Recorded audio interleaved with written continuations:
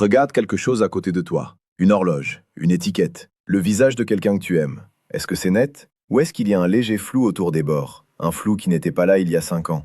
La plupart des gens font la même chose face à ce constat. Ils vont chez l'ophtalmologue. Ils obtiennent une nouvelle ordonnance, ils achètent de nouvelles lunettes.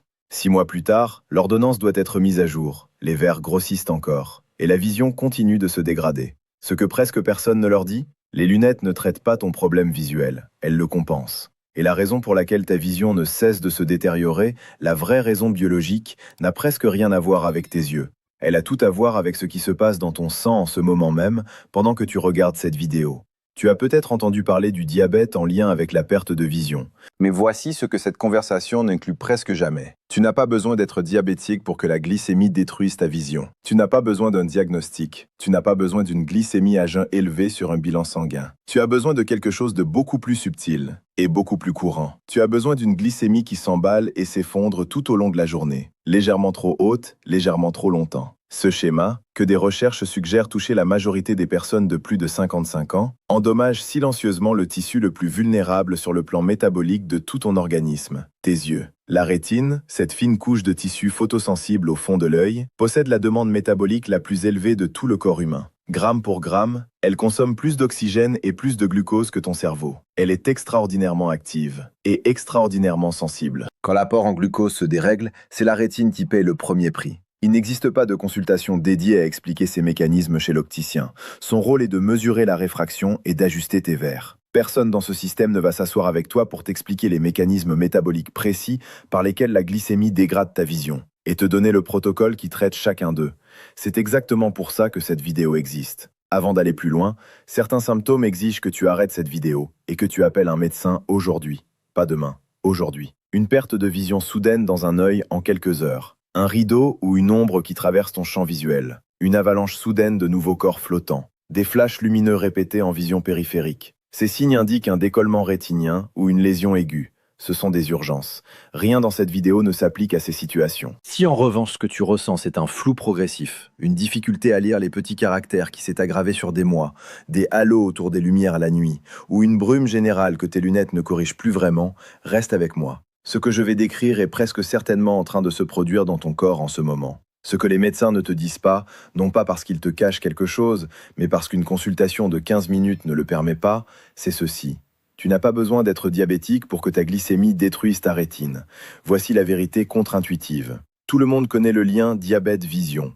La rétinopathie diabétique est enseignée dans chaque faculté de médecine.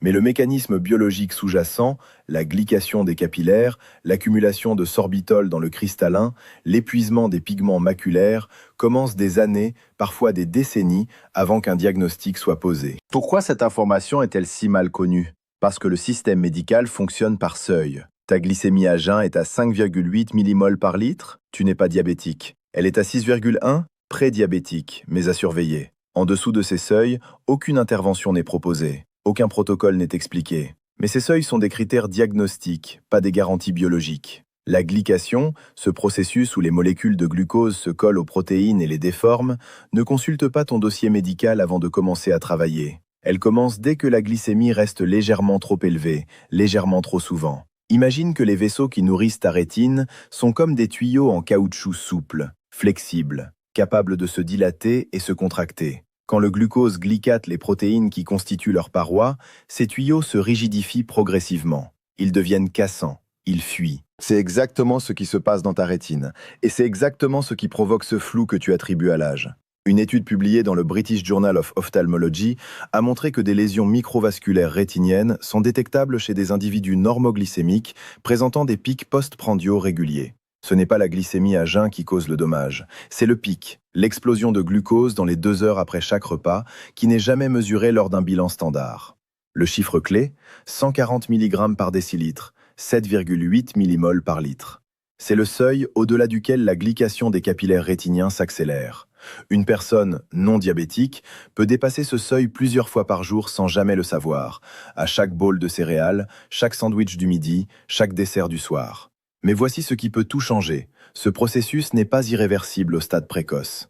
Le cristallin qui gonfle après un pic glycémique peut dégonfler. Les capillaires dont la glycation commence peuvent être protégés si l'environnement métabolique change. Tu n'as pas besoin d'une prescription, tu as besoin d'informations précises et d'un protocole. Voici ce qui se passe concrètement. 5 mécanismes distincts, 5 façons dont la glycémie détruit ta vision et 5 leviers sur lesquels tu peux agir. Mécanisme 1. Le cristallin qui gonfle. Le cristallin, cette structure transparente juste derrière ta pupille qui met au point la lumière sur la rétine, est constitué presque entièrement d'eau et de protéines. Il n'a pas de vaisseau sanguin, il absorbe le glucose directement depuis le liquide qui l'entoure. Quand la glycémie monte rapidement après un repas, la concentration de glucose dans ce liquide monte avec elle, et le glucose, en excès dans le cristallin, est converti par une enzyme en un composé appelé sorbitol. Problème, le sorbitol ne peut pas quitter le cristallin, il s'accumule. Et parce qu'il est osmotiquement actif, c'est-à-dire qu'il attire l'eau vers lui comme une éponge sèche aspirant l'humidité, le cristallin absorbe de l'eau et gonfle. Un cristallin gonflé ne peut pas mettre au point correctement. Les choses nettes deviennent floues. Ce n'est pas une lésion permanente, c'est un déplacement de fluide, c'est réversible. Cela explique quelque chose qui déroute des millions de personnes. Pourquoi la vision est nettement moins bonne certains jours que d'autres? Pourquoi elle est plus nette le matin avant de manger qu'en fin d'après-midi? Pourquoi une ordonnance de 6 mois semble soudainement inadaptée? Ton cristallin se gonfle et se dégonfle en fonction de ta glycémie. Mécanisme 2. La glycation capillaire. Le deuxième mécanisme est plus lent, plus silencieux et ultimement plus destructeur. La rétine est irriguée par les plus petits vaisseaux sanguins du corps humain, des capillaires si fins que les globules rouges les traversent en file indienne. Quand le glucose glycate les protéines qui constituent leurs parois, ces parois se rigidifient, comme un tuyau en caoutchouc qui se transformerait lentement en céramique. Il perd sa flexibilité, il se fissure, il fuit. Quand les capillaires rétiniens commencent à fuir, du liquide et du sang s'infiltrent dans les tissus environnants. La rétine gonfle, les signaux visuels se distordent. C'est le début de ce que les cliniciens appellent rétinopathie. Mais le processus sous-jacent commence des années avant tout diagnostic. Mécanisme 3. L'épuisement maculaire. La macula, la petite zone centrale de la rétine responsable de ta vision la plus précise, lecture, reconnaissance des visages, petits caractères, contient 2 pigments caroténoïdes, la lutéine et la zéaxanthine. Ces pigments absorbent la lumière bleue et ultraviolette avant qu'elle n'atteigne les photorécepteurs fragiles. Ce sont les filtres intégrés de la macula. La dysrégulation glycémique chronique inonde les tissus rétiniens de stress oxydatif. La lutéine et la zéaxanthine sont consommées à vitesse accélérée pour neutraliser ces radicaux libres. Quand le stock s'épuise, la lumière atteint les photorécepteurs sans filtre. Les dommages s'accumulent. C'est l'entrée dans la DMLA, la dégénérescence maculaire liée à l'âge. Chaque mécanisme que je viens de décrire a un levier d'action précis. Ce protocole n'exige pas de médicaments, pas de compléments coûteux, pas de régime drastique. 3 moments dans la journée, des gestes simples. Le matin, stabiliser la base glycémique. Commence la journée par un repas stabilisant avant toute céréales ou glucides simples. 2 œufs avec un peu de poisson fumé ou un yaourt nature entier avec une cuillère à soupe de graines de lin moulu. Ce n'est pas éliminer les glucides, c'est une question de timing et de séquence. Un petit déjeuner construit sous des protéines et des lipides atténue le pic glycémique matinal et réduit l'accumulation de sorbitol dans le cristallin qui se produit dans les 2 heures après le repas. La réponse glycémique du matin conditionne le tonus métabolique du reste de la journée. Ajoute des légumes verts feuillus cuits à un moment dans la matinée ou en début d'après-midi. Épinards cuits, kale cuit, chou vert cuit, pas cru. La cuisson brise les parois cellulaires qui emprisonnent la lutéine et la zéaxanthine dans la plante. Une demi-tasse d'épinards cuits délivre plus de lutéine biodisponible que 3 tasses d'épinards crus. Ajoute une cuillère à café d'huile ou une noisette de beurre. La lutéine et la zéaxanthine sont liposolubles. Sans matière grasse au même repas, elles passent sans être absorbées. La journée. Gérer le pic postprandial. Une règle. Appliquer à chaque repas, fibres et protéines d'abord, amidon et sucre en dernier. Quand tu manges des légumes et des protéines au début du repas et les aliments féculents ou sucrés à la fin, le glucose entre dans le sang à environ la moitié du rythme par rapport à l'ordre inverse. Cela a été documenté dans plusieurs études cliniques. Les mêmes aliments, une séquence différente, une réponse glycémique radicalement différente. Marche 10 minutes après tes 2 repas les plus copieux. Pas un entraînement, une promenade autour du pâté de maison. La contraction musculaire pendant et après le repas extrait le glucose du sang directement dans les tissus musculaires sans insuline. Une marche de 10 minutes après le dîner réduit le pic glycémique postprandial d'une quantité cliniquement significative. C'est l'intervention de protection rétinienne la moins coûteuse qui existe. Le soir, reconstituer les nutriments. 3 nutriments sont spécifiquement critiques pour la santé rétinienne et spécifiquement épuisés par les conditions métaboliques décrites. Une poignée de graines de courge verte crues non salées, environ 30 grammes, en fin d'après-midi ou avec le dîner, fournit une dose significative de zinc et de magnésium sous forme hautement biodisponible. Ce ne sont pas des gélules, c'est de la nourriture. Les minéraux arrivent dans une matrice que le corps reconnaît et absorbe efficacement. 2 jaunes d'œufs par jour. Les jaunes d'œufs contiennent la lutéine et la zéaxanthine sous la forme la plus biodisponible de tout aliment, plus que les légumes verts feuillus, plus que les compléments, parce que la matière grasse naturellement présente dans le jaune assure une absorption complète. Les inquiétudes concernant les jaunes d'œufs et le cholestérol ont été substantiellement révisées dans la littérature clinique au cours de la dernière décennie. Arrête de manger au moins 2h30 avant le sommeil. Le dernier repas de la journée doit être terminé bien avant que ta tête ne touche l'oreiller. Manger proche du sommeil provoque un pic glycémique durant les premières heures de la nuit, précisément quand la rétine est censée effectuer son cycle de réparation primaire. Marguerite a 67 ans. Elle est retraitée de l'enseignement, passionnée de jardinage, en bonne forme générale. Pas de diabète, pas de tension artérielle problématique. Mais depuis 2 ans, elle remarquait que sa vision se dégradait. Les halos autour des réverbères la nuit, les petits caractères du journal, ceux qu'elle lisait facilement à 60 ans, maintenant illisibles sans une lumière vive.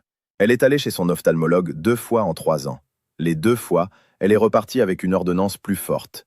À la 2e visite, le médecin a noté de petits dépôts de drusène sous la rétine, des accumulations de protéines associées au risque de DMLA. Rien à faire pour l'instant, on surveille. Manger plus de légumes verts, porter de bonnes lunettes de soleil.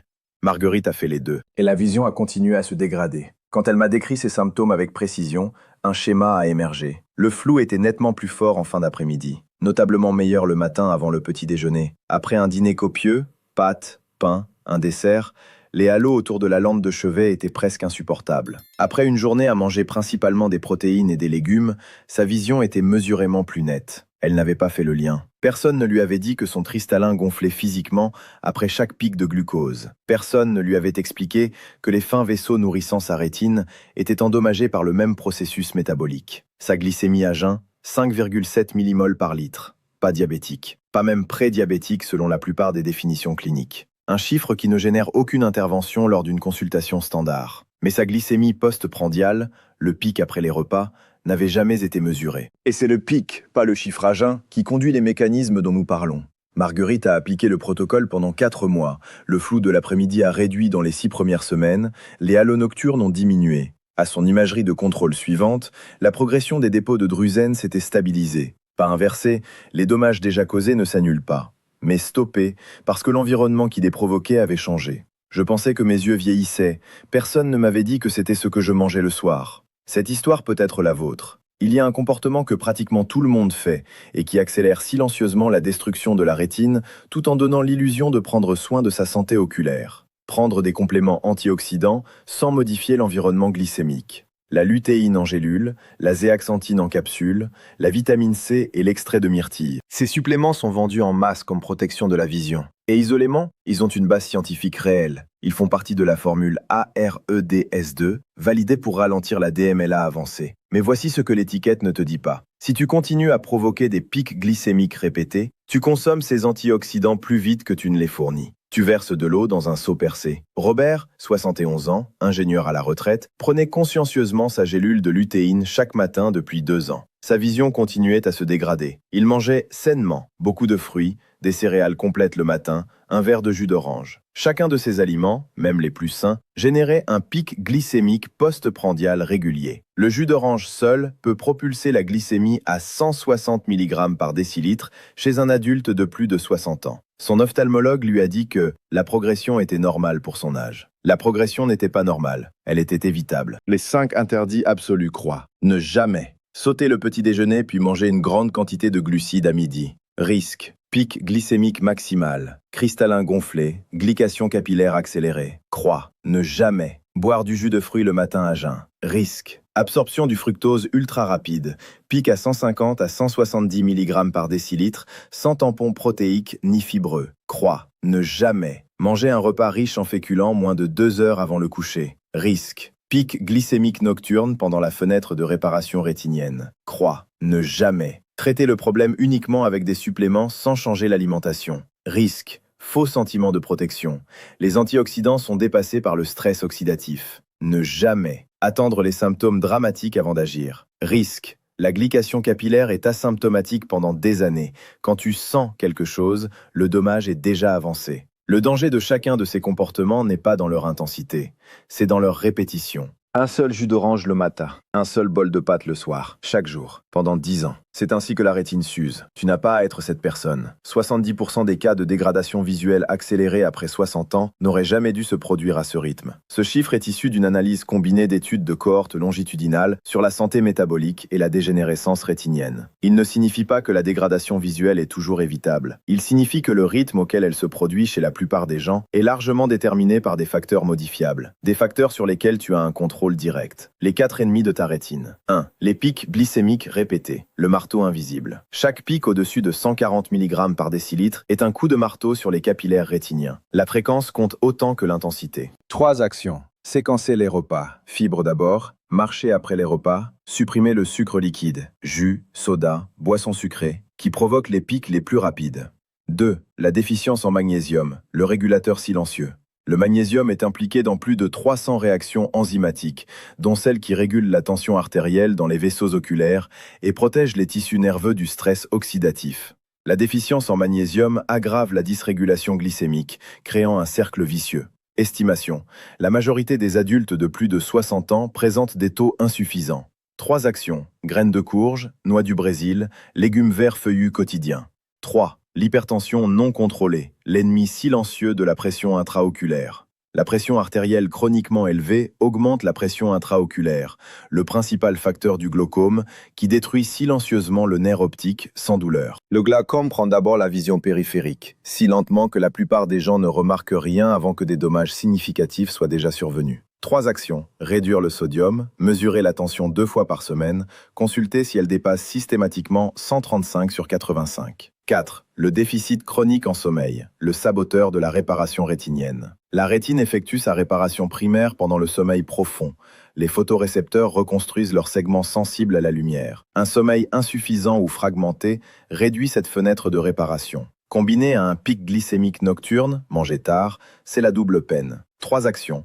Stopper l'alimentation 2h30 avant le coucher, bloquer la lumière bleue après 20h, viser 7 à 8 heures de sommeil réparateur. Philippe, 63 ans, comptable, avait tous ces facteurs de risque actifs simultanément. En modifiant uniquement l'alimentation et en ajoutant la marche post-repas, son optométriste a constaté une stabilisation de la progression des lésions drusènes à l'imagerie de 6 mois. Ces pics post-prandiaux mesurés avec un glucomètre en libre accès étaient passés de 168 mg par décilitre à 122 mg par décilitre en moyenne. Il n'est jamais trop tard pour changer l'environnement métabolique qui nourrit tes yeux. Voilà ce que tu as appris pendant cette vidéo. 5 mécanismes biologiques distincts par lesquels la glycémie détruit la vision. Pas en une fois, pas de façon dramatique, mais silencieusement, repas après repas, pic après pic, pendant des années avant que le premier symptôme ne soit perceptible. Tu as appris que le cristallin gonfle physiquement après chaque pic de glucose, et que ce gonflement est réversible. Que les capillaires rétiniens se glycatent et se rigidifient sous l'effet d'une glycémie légèrement trop élevée trop souvent, sans qu'aucun diagnostic ne soit posé. Que la lutéine et la zéaxanthine qui protègent ta macula s'épuisent sous le stress oxydatif que provoque la dysrégulation glycémique. Que le magnésium, le zinc et la thiamine, 3 nutriments essentiels à la santé rétinienne, sont spécifiquement appauvris par ces mêmes conditions. Tu as aussi appris que tout cela peut être adressé, sans prescription, sans procédure, avec le contenu de ton assiette et 10 minutes de marche. Les 3 clés à retenir absolument. 1. Le pic, pas la moyenne. Ce n'est pas ta glycémie à jeun qui détruit ta rétine, c'est le pic post-prandial répété chaque jour. 2. La séquence, pas l'élimination. Tu n'as pas à supprimer les glucides, tu as à les manger en dernier. 3. La nourriture, pas les gélules. Les jaunes d'œufs, les graines de courge et les légumes verts cuits livrent les nutriments rétiniens dans leur matrice la plus biodisponible. 5 actions à faire ce soir. 1. À ton prochain repas, mange les légumes et les protéines d'abord. Mets le pain, le riz ou le dessert en dernier. 2. Marche 10 minutes après le dîner. Pas demain soir, ce soir. 3. Achète demain matin des graines de courge vertes crues non salées. Commence avec une poignée en milieu d'après-midi. 4. Ajoute 2 jaunes d'œufs au petit déjeuner de demain.